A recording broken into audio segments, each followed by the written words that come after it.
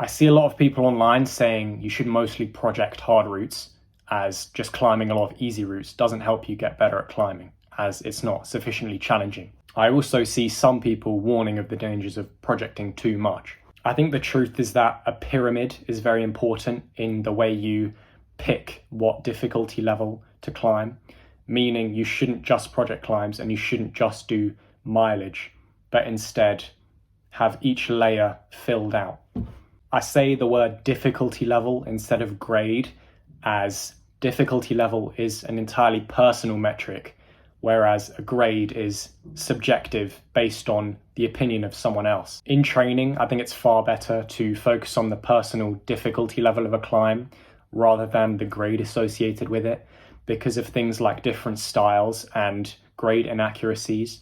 At the end of the day, grading is somewhat arbitrary, and in training at least, it can be far more helpful to focus on how hard a climb is for you and no one else. For example, if I was only focusing on grades, I might be discouraged that I couldn't do a V7 in a style that I don't favor, for example, slopey compression, in a single session, whereas I usually can on my preferred crimpy tension style. However, it might be far better for my overall progress and climbing ability to focus on the compression problem. I split the levels of difficulty in my training into 3 separate categories, being easy, which is flash to a couple of tries, medium, which can be roughly 10 tries to 1 to 2 sessions, and hard, which is projects that last more than 2 sessions.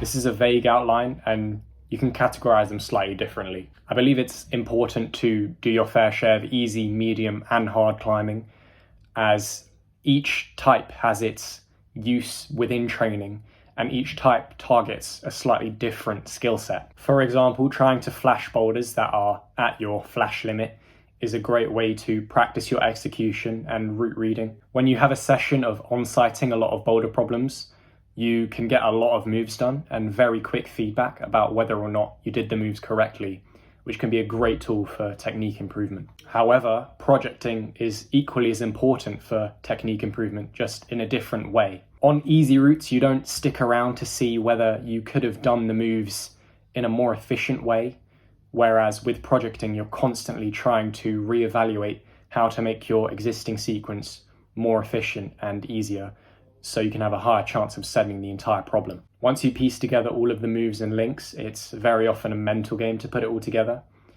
but projecting trains your execution in a different way to easy climbs, making both very important. However, once again, for your overall training, it's important not to solely project, as you don't get a high volume of moves done, and you become quite specialized into very specific sequences. This is where the easy to medium level of climbing comes in to help fatten out your lower part of the pyramid and get a high amount of moves done. Medium level climbs are really important, as opposed to projecting, you can get a very high number of moves done.